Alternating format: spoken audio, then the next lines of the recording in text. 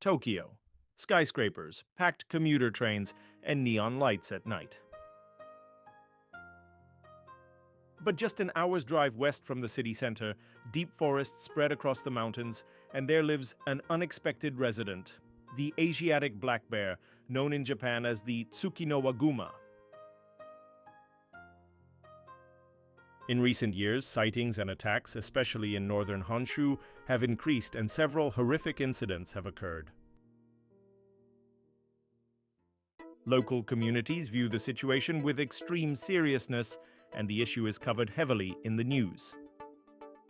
These bears measure 120-180 centimeters in body length, and adult males weigh 50-120 kilos, with the largest recorded individuals reaching 173 kilograms. On Honshu, Tsukinowaguma have a distinctive crescent or V-shaped white patch on their chest, and aside from the Hokkaido brown bear, they are Japan's largest land predator. They survive in small numbers on Shikoku, have become extinct on Kyushu, and never inhabited Okinawa. In this movie, we examine Tokyo, the capital where bears live, focusing on sightings, human injuries, and the precautions we need to take. Bears in Tokyo do not appear in Shinjuku or Shibuya. An estimated 120-180 bears live within the metropolitan area, all concentrated in the western Tama region, Okutama, Hinohara, Ome, Akiruno, Hinodecho, and northern Hachioji. According to the Tokyo Metropolitan Government's Environmental Department, these forests are clearly recognized as the bear's natural habitat. Tokyo is considered one of the world's rare capital cities where wild bears live. The region is easily accessible from central Tokyo and popular for hiking, fishing, and camping, attracting visitors year-round.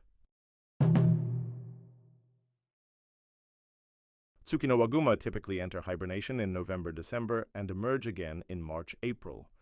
However, in recent years, poor harvests of acorns and beech nuts, warmer winters due to climate change, and environmental changes caused by human activity have created more bears that cannot store enough fat to hibernate properly.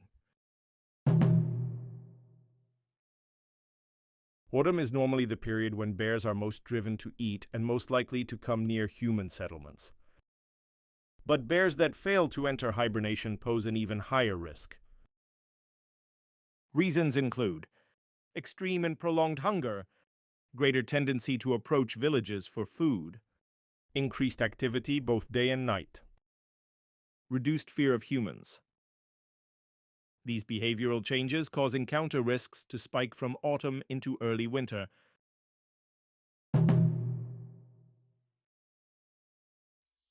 Although Tokyo has not seen any fatal bear attacks in the past decade, injuries do occur. On August 23, 2025, a man fishing in the Okutama River was attacked by a bear and seriously injured, evidence that such incidents are very real even within Tokyo. Nationwide statistics. 2024, 130 attacks, 3 fatalities. 2025, 197 attacks and 13 deaths as of October, the worst pace ever recorded. Food shortages and warm winters, leading to more non-hibernating bears, are considered major contributing factors. In Tokyo, sightings reached 35 cases by October 20, 2025, more than double the previous year and expected to set a new record. Among past incidents, one of the worst involving Tsukinowaguma was the Towariyama attacks. From May to June 2016, multiple people collecting bamboo shoots and wild plants around Mount Towariyama in Akita Prefecture were attacked. 4 people were killed and several others injured. Some victims showed signs of consumption, and investigators found human hair and tissue in one bear's stomach. This raised the possibility that at least one bear had begun to recognize humans as prey. Because the attacks occurred during peak foraging season, with many people entering the mountains alone and possibly involving multiple bears, this series of attacks is remembered as one of the most shocking in Honshu's history. The incident emphasized the need for better information sharing, caution during mountain entry, and proper population management. Another large-scale incident, though without fatalities, had occurred 7 years earlier. On September 19, 2009, at around 2:20 p.m., a major bear attack occurred at the Tatamidaira bus terminal on Mount Norikura, where more than 1,000 tourists had gathered for the holiday. A 68-year-old man photographing the scenery saw a bear sprinting down from the slopes of Mount Mayodake. He had no time to escape and suffered deep wounds to his shoulder, abdomen, and left knee. A female hiker, B, was then attacked, followed by a 66-year-old man, C, who tried to rescue her. B suffered facial fractures, C lost teeth and an eye. Panic prevented others nearby from helping.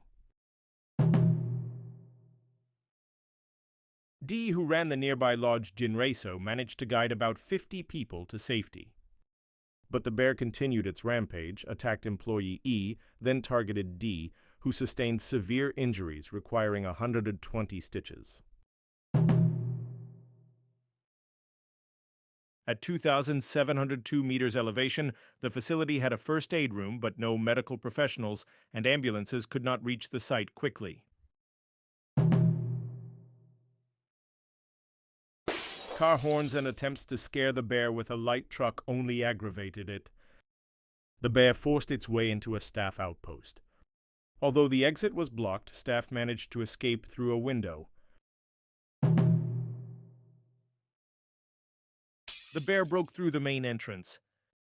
A female bus driver suffered a severe bite to her left ear, and 3 employees who tried to intervene were also injured.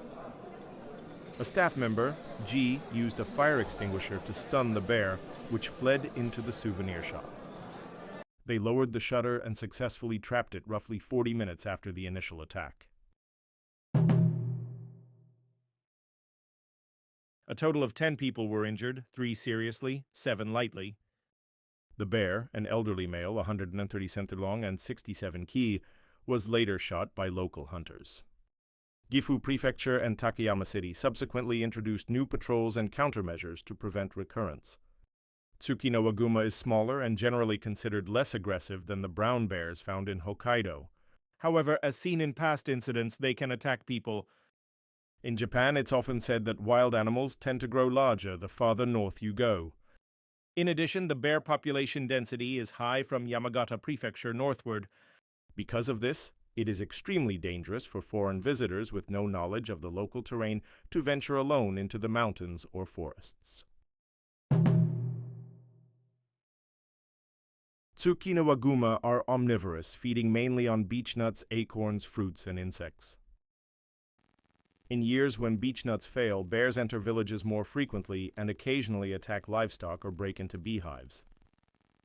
By 2025, repeated sightings were even reported in Kyoto, one of Japan's most famous tourist cities. In Arashiyama, famous for its bamboo groves, 67 bear sightings had been reported by the end of October, mainly in the mountainous areas and neighborhoods along the mountain edges. Reports surged particularly in October, reaching 30 cases, more than double the number from the same month last year. According to the Ukiyo Ward Office, 14 sightings were concentrated between October 23rd and 31st in Arashiyama and surrounding residential areas.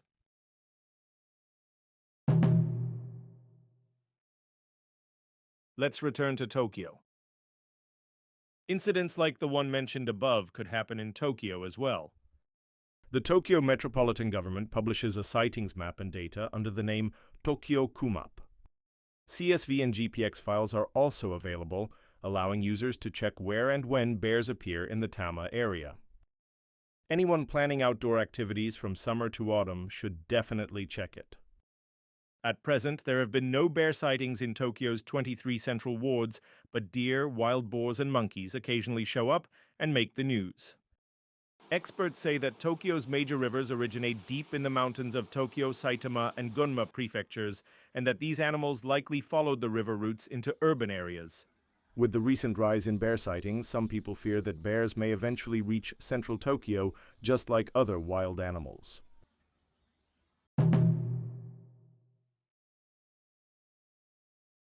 Experts recommend the following precautions. Use bear bells or radios to signal your presence. Do not run, bears are faster. Keep calm, increase distance, and make your presence known. Never approach a cub, the mother is always nearby. Bear spray should be a last resort. Carrying it in public places may violate Japan's Minor Offenses Act. In Japan, where cities and nature stand side by side, the presence of wildlife is never a distant story. Even in Tokyo or Kyoto, wild animals live, surprisingly close to the areas where we go about our daily lives. What we need is neither excessive fear nor indifference, but proper knowledge and preparation. When entering the forest, we must follow basic safety practices and take steps to avoid encounters. The reality of a Tokyo where bears appear urges us to reconsider our relationship with the natural world. What animals are considered pests in your country? Let me know in the comments. Japan Bee is a channel that randomly shares information about lesser-known aspects of Japanese culture, spanning across various genres.